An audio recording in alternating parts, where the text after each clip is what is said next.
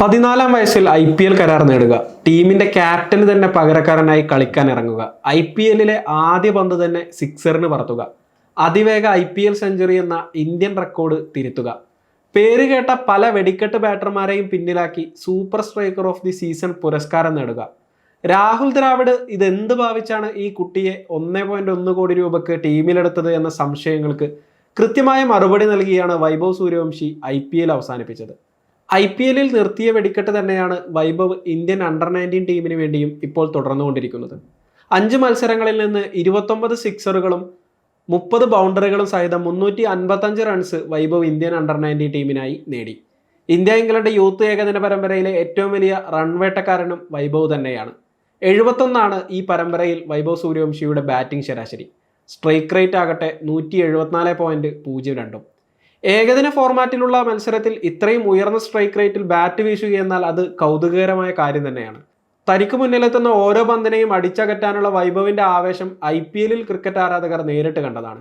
അതുകൊണ്ട് തന്നെയാണ് ഔദ്യോഗികമായ സ്ട്രീമിംഗ് ലഭ്യമാകാതിരുന്നിട്ടും യൂത്ത് പരമ്പരയിലെ വൈഭവിന്റെ പ്രകടനം ആരാധകരെ ആവേശത്തിലാഴ്ത്തുന്നത്.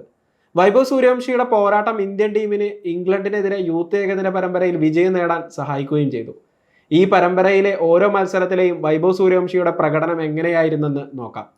ആദ്യ ഏകദിനത്തിൽ 175 റൺസ് വിജയലക്ഷ്യം പിന്തുടർന്ന ഇന്ത്യക്ക് വേണ്ടി ഓപ്പൺ ചെയ്ത സൂര്യവംശി 19 പന്തിൽ 48 റൺസാണ് നേടിയത്. 3 ഫോറുകളും 5 സിക്സറുകളും അടങ്ങുന്നതായിരുന്നു സൂര്യവംശിയുടെ കിടിലൻ ഇന്നിംഗ്സ്. ഇന്ത്യ ഈ മത്സരത്തിൽ 6 വിക്കറ്റിന് വിജയിക്കുകയും ചെയ്തു.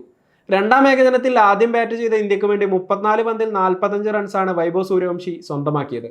5 ഫോറുകളും 3 സിക്സറുകളും താരത്തിന്റെ ബാറ്റിൽ നിന്ന് പിറന്നു. വൈഭവ് ഫോമിലെത്തിയെങ്കിലും ഇന്ത്യ ഈ മത്സരത്തിൽ 1 വിക്കറ്റിന് പരാജയപ്പെട്ടു. മഴ മൂലം 40 ഓവറാക്കി ചുരുക്കി നടത്തിയ മൂന്നാമത്തെ മത്സരത്തിൽ 269 റൺസ് വിജയലക്ഷ്യമാണ് ഇന്ത്യക്ക് പിന്തുടരാനുണ്ടായിരുന്നത്.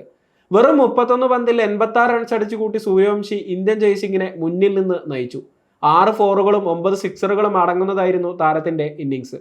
സൂര്യവംശിയുടെ മികവിൽ ഇന്ത്യ 4 വിക്കറ്റിന്റെ കിടിലൻ വിജയം നേടുകയും ചെയ്തു. 4-ാം ഏകദിനത്തിലായിരുന്നു വൈഭവ് സൂര്യവംശി തന്റെ ഏറ്റവും വലിയ വെടിക്കെട്ട് പുറത്തെടുത്തത്. വെറും 52 പന്തിൽ സെഞ്ചുറി നേടി യൂത്ത് ഏകദിനത്തിലെ ഏറ്റവും വേഗതയേറിയ സെഞ്ചുറിയുടെ റെക്കോർഡിട്ട സൂര്യവംശി 78 പന്തിൽ 143 റൺസാണ് ഈ മത്സരത്തിൽ അടിച്ചുകൂട്ടിയത്. 13 ഫോറുകളും 10 സിക്സറുകളും അടങ്ങുന്നതായിരുന്നു സൂര്യവംശിയുടെ ഇന്നിംഗ്സ്. ഈ മത്സരവും ഇന്ത്യ വിജയിച്ചു.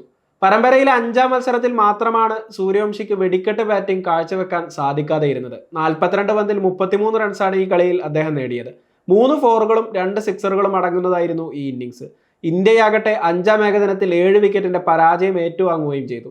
ചുരുക്കി പറഞ്ഞാൽ ഏകദിന ഫോർമാറ്റിലും T20ക്ക് സമാനമായ വെടിക്കെട്ട് പ്രകടനമാണ് വൈഭവ് സൂര്യവംശി പുറത്തെടുക്കുന്നത്. IPL-ൽ ഈ പ്രകടനം രാജസ്ഥാൻ റോയൽസിന് നേട്ടമാകുമെന്ന കാര്യം ഉറപ്പാണ്.